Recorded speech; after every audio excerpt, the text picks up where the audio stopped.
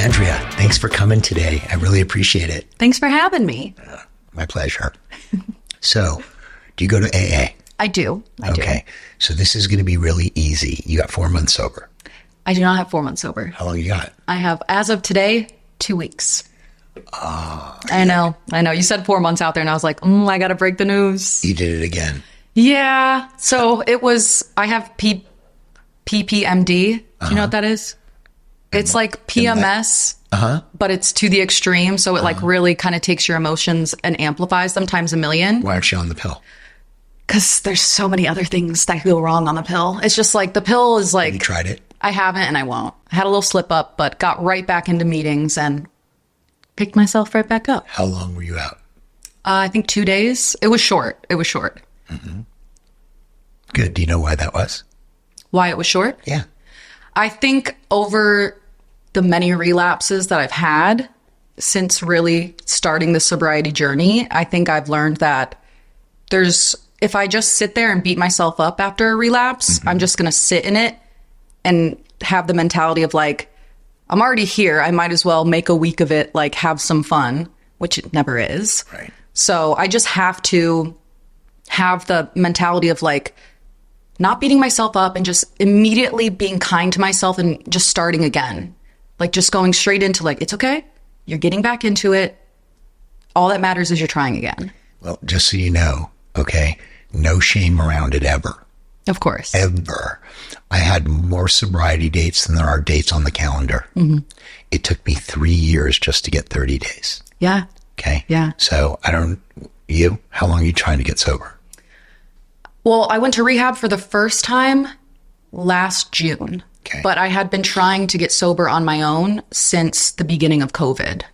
Right. So 3 years. Yeah, 3 years. 3 years, and you got 2 weeks. Well, the longest I've had sober... Oh, you did. You got 4 months. I didn't. The longest I've ever had sober is 32 days. That is so funny because I had 29 days and folded 3 times. Same. I had a 28-day curse. Every time I got to 28 days, I would slip up. Then you're going to do great. You're going to do great. Yes. I promise. This is good. This is a good thing.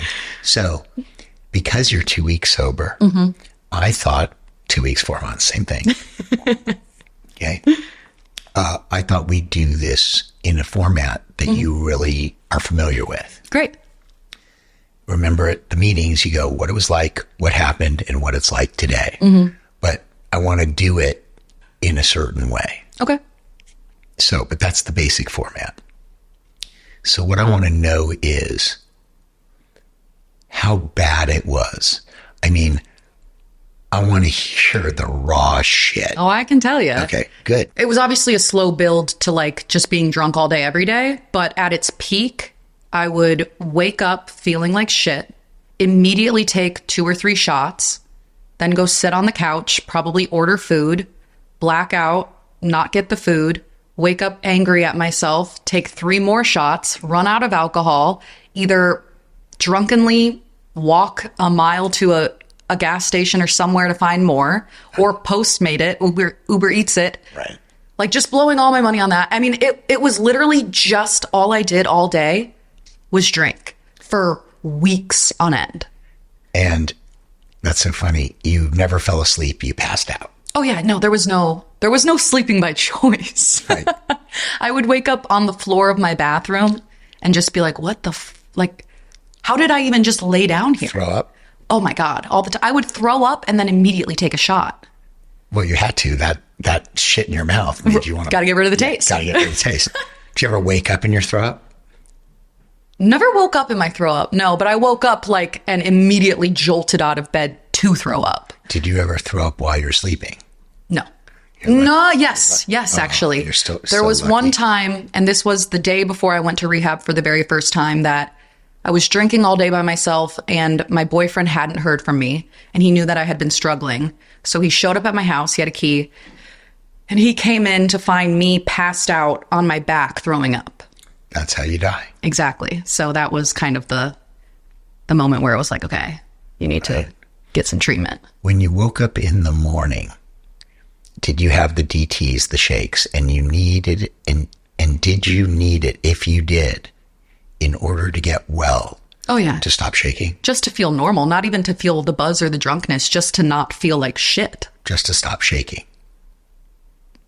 Wow. Yeah. And how old are you? I'll be 29 in June. Wow. That's gnarly. I've lived a lot of life in these years. You have no idea. Tell me about the wreckage.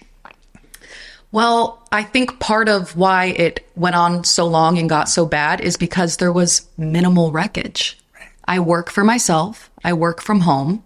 I'm the only one out here in California. My family's in Indiana. Mm-hmm.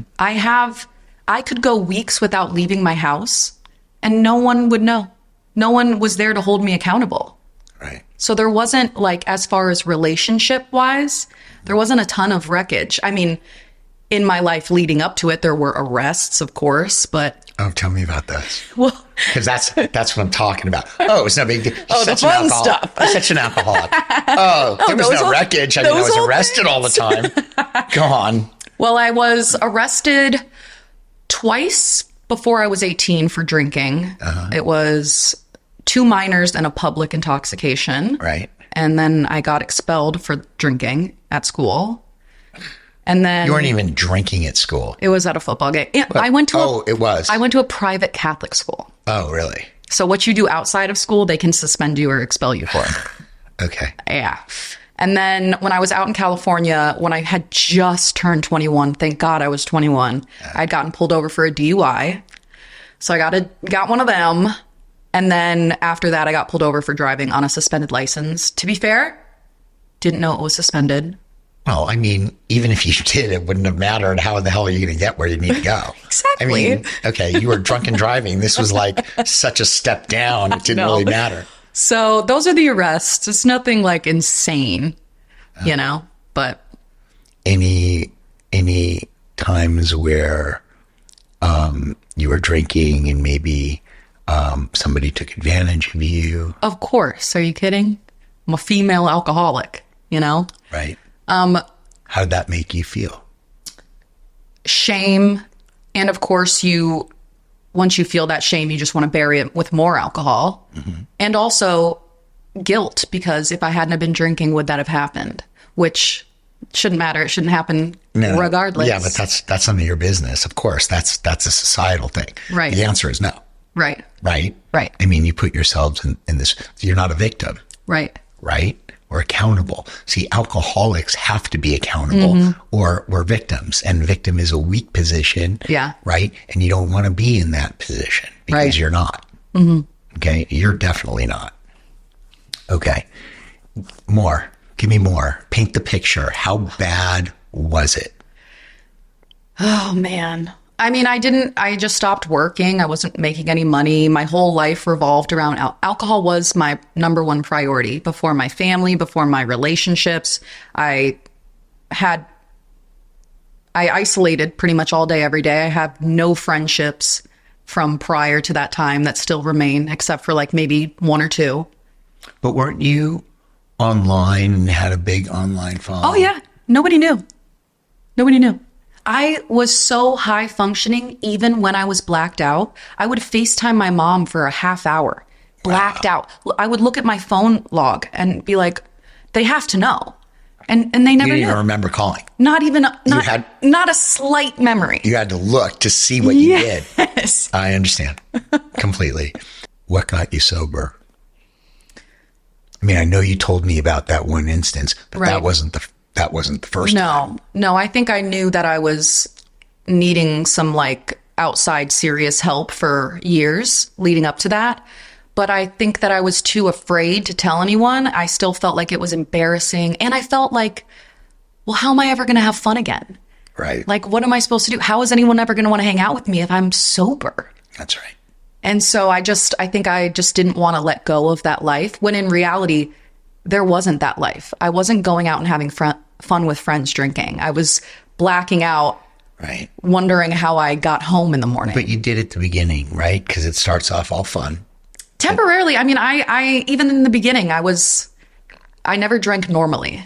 No. Of course not. Come on. I know that. Okay. What I'm saying is, at first, it starts off for real alcoholics like you and me, right? At first it starts out all fun. Right. Then you graduate to fun with problems. And then you graduate to all problems. Yes. Right? That's kind of how it works. Yeah. When did you go ahead and figure out that you were stuck, you couldn't do it on your own, and you needed help? And then you started saying, well, rehab to be in a safe, contained, supportive place. Probably April of last year is when I actually admitted to myself that I need to like remove myself from my own environment and have people who know what they're doing help me. And even then I was like, well, I'll just do an IOP. Oh, you did? You went to aftercare before primary care. I went to one day of IOP. Oh, that's cool. And that's all you need. They could tell I showed up drunk. And so I was sent home. And then I just avoided it and told people I was still going. And then up until that event happened where my boyfriend found me, that's when I went to inpatient. Do you know what I love about AA? They expect you to show up drunk. Oh, I know. I love it. I love how non-judgmental it is. Like they just are happy you're there. Yeah, that's right. If you would have shown up to rehab drunk, they would have expected it too. Oh, I did. Okay, I did. Good. That was my last hurrah.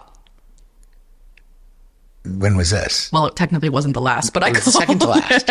Right. No, you want to know what? I totally get it because I don't remember anything. People are like, what happened? I'm like, dude, I lost 2 decades. Shut the fuck up. There is so many like months of time where I'm like, don't ask me a single thing about that month. I have no idea where I was. Isn't it cool to be gotten? Yes. That's the best part about going to meetings because right. I'll hear the craziest shit that I don't think anyone could ever relate to. Right. And I'm like, wow, they get that. How was your journey in the rehabs? Like, what was it like? Well, I had no idea what to expect. I mean, no one in my family is an alcoholic. Right. Nobody in my family has had to deal with this. Like, we just didn't know. I had no clue what I was walking into. So I got there. I had to go through detox. How was that? It was a lot better than detoxing at home. Oh, yeah. I mean, I could say that, but it was still very scary. I hated not knowing, like, where I was going after that. I hated having a roommate. And probably the trauma of being taken advantage of in the past. Now you're with a bunch of people you don't know, right? Right. And they're giving you a handful of pills just to knock you out. Right. So that you know. Well, I also have PTSD from a home break-in from when I was home during it. And so How long ago? I think it was in 2019. So you were drinking like a fish. Oh, that's the only way I could sleep. Okay, got it. Well, that's the way you could pass out.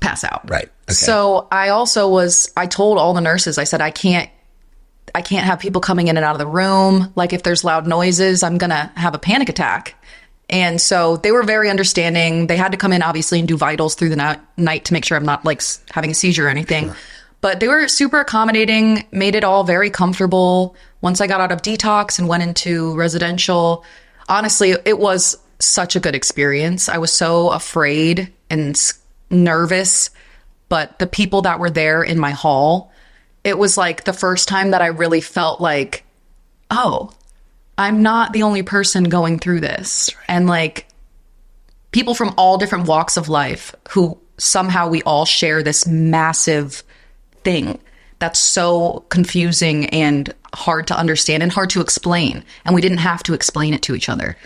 Do you know what I analogize that with? Guys in the military in the same unit who have to have each other's back. Right. And there's just a bond, like a brotherhood. It's camaraderie. It so is. And it's based upon going through the same exact thing. Yeah. Right? I just love that. Yeah. Feels like team sports. Everything. Oh, 100%. Right? Everything you ever need to know about life, you learn in team sports. It felt like summer camp a little bit too. Right. if you have the right people that come in with you, they constantly in and out, right? Yeah. Like you had somebody there who was great and then they left before you're like, oh. Yeah. Right? Yeah. And I was put into they call it the swamp. So it's the only 4-person room. So I was with 3 other girls. And at first I was like, this is a fucking nightmare. But it ended up, I'm still in contact with two of the girls. They're like some of my closest friends. Great. Just such like it couldn't have gone better. And thank God, because I was looking for any reason to get out of there. Any excuse and I would have dipped. Right. They kept you there. Yeah. That's beautiful. What are you doing today? Doing a lot of AA meetings. I'm doing 90 and 90. Mm-hmm. So I'm doing a ton of meetings there. I just volunteered yesterday for 3 hours and went over there and cleaned it. I repainted the baseboards. So I'm just trying You're an artist. And you're painting all these boards. What are those boards? Are they skateboards? Baseboards. No. The boards that you paint. Oh, yeah, skateboards. Are they really skateboards? Yeah. They look like skateboards. Well, because they are. Okay, but I'm Jewish. What else would they be? It's dangerous. I don't ride them. Right. That's cool. Thank you. Is that a business?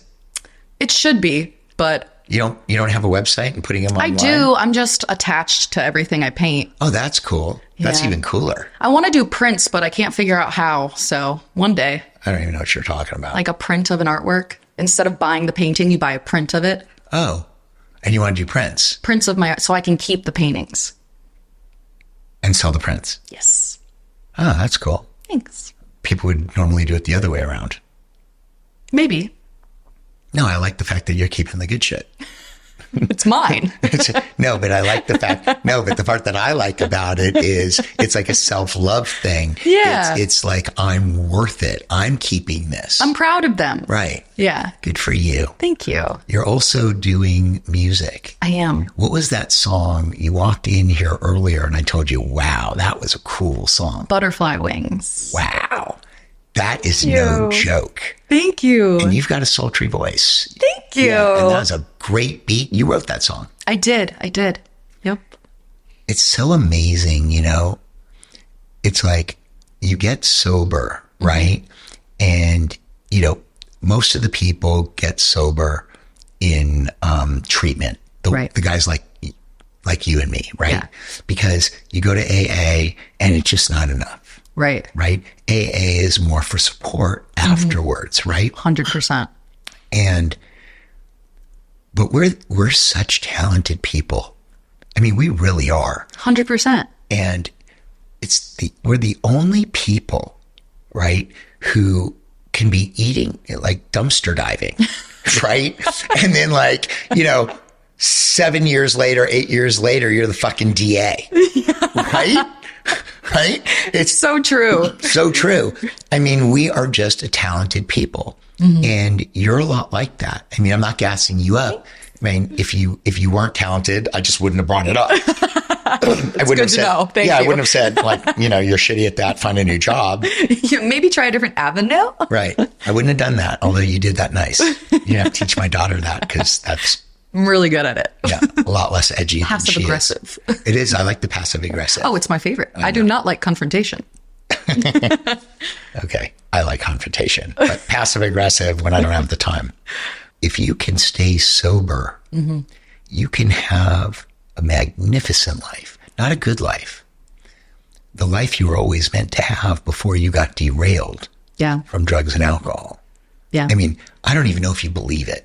I didn't for a very long time. You still don't. You still don't have it all. I think, if you had it all, you wouldn't have 2 weeks sober. I think that my whole life is kind of it's a unique situation because since I was 12, I've just been doing internet stuff and supporting myself. And there's been a lot of opportunities that are placed in front of me that are incredible and that I do, but I don't think I've ever taken the time to think about what I want to do with my life and what I'm passionate about. And so now that I'm really focused on staying sober, getting sober, and doing things in my life that help keep that in place, I'm now thinking about those things. And so I want to know about your parents. Wonderful people, angels. Angels. Still together, high school sweethearts, never heard them fight a day in my life. How was your childhood, though? Fantastic. I mean, I went to private Catholic school, and that was traumatizing. I definitely have religious trauma for sure. Well, just so you know, God doesn't care. I hope not. He does not care. Yeah, I still, with AA, the whole God word, I have a visceral reaction. I'm a higher power kind of gal. Same thing. Whatever you want to call it, it's cool. But yeah, my growing up, we were middle class. We weren't like rich, but there was never a time where I knew if we were struggling, you know? Right. So there was so much love in the house. So much. That you didn't even know the things didn't matter. Right. The love mattered. 100%. Smaller or medium-sized house? Like how many square feet? About. I don't know. Okay, well, this is 700 square feet. This is 700. I could not guess. Even if I wanted to. The reason I even bring it up is I was just reading something the other day that the smaller the house was, the tighter knit the family. Oh, wow. And because you can't go isolate. Right. Right. And I don't know how my 12-year-old knew it at the time, but we went looking for a house and she wouldn't even walk past the threshold. She's like, you're a single guy. I'm not stepping foot in this house. Yeah. I'm like, babe, we're here. Just come look at the house. And she's like, man, come with me, Daddy. I'll show you where you're living. Mm-hmm. And she took me to this sweetie little street. Aww. And this tiny little cottage. Mm-hmm. And she goes, this is where you're living. And I was like, why, baby? Why are you so attached to this house? And she said, we're 4 minutes away, Daddy. I want to be next to you. Oh. And I was like, yeah, I know. That's so sweet. The best. And I said, okay. And I overpaid for the house like 20%. But she was happy. she's still happy. She's still happy. Can I make a suggestion? Of course. Every time I tried to get sober, mm-hmm. just to be sober, it didn't work. Right. And the reason is, for me, is we have to replace what we hold as valuable with something of greater value, right? Or you're not going to do it, right? And for me, it was, I wanted to be an elegant man, but I didn't know how to do that. So I held it together for a little bit. Mm-hmm. I got married. I quickly realized that was horrible. And so we got divorced. And I was on the fence, man. I could have gone either way. I had 3 years sober. Mm-hmm. And I could have and I already folded once at 2 years, 9 months. Wow. Right. And so I knew that I needed help. And as she was leaving and I saw her taillights, yep. Right, I called my friend and I said, hey, Andy, I need you to come here and stay with me and live here. Nice. He goes, dude, I just got an apartment in Westwood. Mm-hmm. I said, yeah, screw it. Okay. It'll be where we can go to the bathroom. We're in the city. Just come here. I can't be left unattended, man. I just can't. Yeah. And he came and we lived together for like 3 years. Wow. But in that, or 2 years, and in that period of time right there, mm-hmm. By the way, I'm running a treatment center at this point. Right. Okay. And it's like world renowned. Mm-hmm. And I'm like, yep. And I'm having a hard time. Right. And then I met this girl because I started getting well, and mm-hmm. water seeks its own level. Right. Right. And then once I was with her and I felt like, you know, what a nurturer, and I just adored her, right? And the second that happened, you know, she was 38, mm-hmm. and she dragged me into a therapist. I'm like, babe, we're doing great. I mean, we're like loving on each other all the time. It's like, no, baby, we can always do better. Just come on, right? And I like her. Right? And what universe is great, better than excellent? Just come on, right? And she takes me in there, and the therapist in the first 5 minutes goes, hey, man, she's 38 and she wants a baby. Mm. Okay. And if you're not interested in that, you should let her know. Mm-hmm. And I was blindsided by it. Yeah. Yeah. Right. And then he started saying something to me. I go, hey, man, I need a minute. Mm-hmm. And so he was like, and she's nervous. And I looked at this woman for probably a minute. And then I said, yeah, I will definitely have a baby with you. Oh. Right? Yeah. And that's how, for me, being a father did it. Right. Because before that, I was screwed. Mm-hmm. Owning a treatment center wasn't going to do it. Right. Nothing was going to do it. I mean, I helped everyone I could stay busy, be of service, stay busy, be of service. Yep. Because that's when you stay out of your head, right? Mm-hmm. You have to find something more valuable. Yeah. okay, than the drinking, or you're going to drink again. Right. Okay. And I can tell you what it is. Okay. It's your music. Thank you. You're really good at it. Thank you. That's what you need to focus on. That should be your primary purpose. People used to come from all over the world to get my best thinking, right? I'm telling you, that's who you are. Thank you so much. Yeah. I really, when I was deep in addiction, I don't think I touched music for 3 years. And so I'm finally just recently getting back into it and like writing a lot. And I've been writing so many songs just about addiction in like different forms. And it's just been so therapeutic. So I'm excited. Thank you for saying that. I'm Now excited. you're going to write about it all. I mean, it's too bad that you've been with this new guy for so long, because you could pull a Taylor Swift and shank that guy, right? You know? Full of Taylor Swift. Yeah, genius. He's my drummer. Can't get rid of him. Oh, really? Yeah, that's how we met. No, I'm talking about the old guy that broke your heart. Oh, no, fuck that guy. Yeah, but that's what I'm saying. You fell in love too fast. Yeah. If you wouldn't have fallen in love that fast, you could have shanked that other guy in your songs. Oh, I still can. Oh, good. I still can. Please don't stop.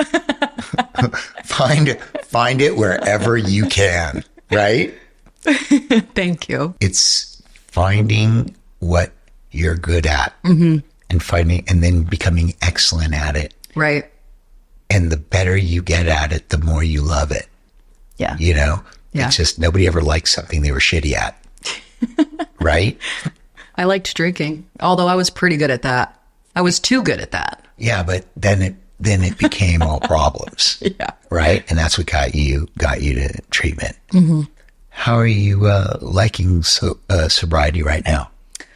I love myself sober. I think sober me is the best possible version of myself, of course. I think I'm still remembering who I am and who I was before addiction, because I think that once the pandemic hit and shit hit the fan, I just lost everything about myself. I used to be so outgoing. I was out seeing people every single day. And after the pandemic and after going off the handle with drinking, I just didn't want to see anybody. I had so much anxiety, social anxiety, just went through the roof. I had paranoia everywhere I went that I was like going to get killed for some reason. And I just forgot who I was. So I feel like now that I'm sober and I'm pushing myself to go to these meetings in person and make connections and interact with people, I'm remembering who I was. And it's nice to get that back. And so I'm feeling cautiously optimistic. You know what I like most is that you seem to have a joy of living. Thank you. I mean, I don't know how the hell you got it. Oh, it wasn't always there. No, but you've rebounded. You got 2 weeks sober. You've rebounded really quickly. Like I just found a joy of living like 10 years ago, right? It's like I'm 57. I mean, you're 28, 29. It's like, what do you do for fun? I have 2 dogs. What kind of dogs? I have my boyfriend has a toy Yorkie, which is basically our dog now. Right. And then I just recently adopted a Yorkie mix from a hoarding situation. So we don't really know what he is, but he's just perfect. Did you say a boarding or a hoarding? Hoarding. Oh God, that's so disgusting. He lost all his teeth, so his tongue hangs out the side of his mouth. Wait, hoarding. That's like in like people save all their shit and you can't get anywhere in the house. Yes. And he was just in there. Poor baby. Were the people dead? You couldn't find them. Who's to say? That's so funny. So I hang out with my dogs. I paint a lot. I like to spend my days doing creative things. I'm a creative person at heart. My parents are both artists. It's just like what I grew up doing. So I just try to fill all my time with anything creative. And that's your joy of living. It is. And that's why you write songs. 100%. And you just got lucky with the voice. You could say that. No training? I took a little bit of voice lessons, but I also destroyed my voice for a long time with all the... Yeah, but if this is the raspy result, that was worth it. Worth it! Totally worth it. Andrea, where can people find you? all over the internet. All the handles are Andrea Russett. I'm back on YouTube now. I've been vlogging. So I'm doing like little daily vlogs of what I do all day. It's not much, but it's fun. But yeah, and of course on Spotify, Andrea Russett, all the good musical goodness. Didn't talk about the new EP. I am working on a new EP. Tell me. An EP is basically like a diet album. It's smaller. Nice. It's like before you put out an album, you put out an EP. So it's like 5 or 6 songs. So I'm working on that. But you had a lot of songs. Yeah, but those are all just singles, and those were like, I was still drinking during a lot of those. A lot of the lyrics, it's not like who I am anymore. So I want a fresh EP. Well, if you ever die, you can keep releasing those songs, or you're staking like Tupac, right? Yeah, I can have a hologram of me. He's got a gazillion songs. I mean, he's been releasing albums for like 20 years after he's gone. It's phenomenal. Right. So you'll save those for your kids. Yes, perfect. Cool. Hey, thanks for coming. I really appreciate it. Thanks for having me. It was a nice conversation. Yes, ma'am. We're out of time. Please subscribe on YouTube, click the thumbs up, and leave a comment. Please subscribe on Apple Podcast and Spotify and leave a rating and a review. And share the We're Out of Time podcast with others you know who will get value out of it. See you next Tuesday.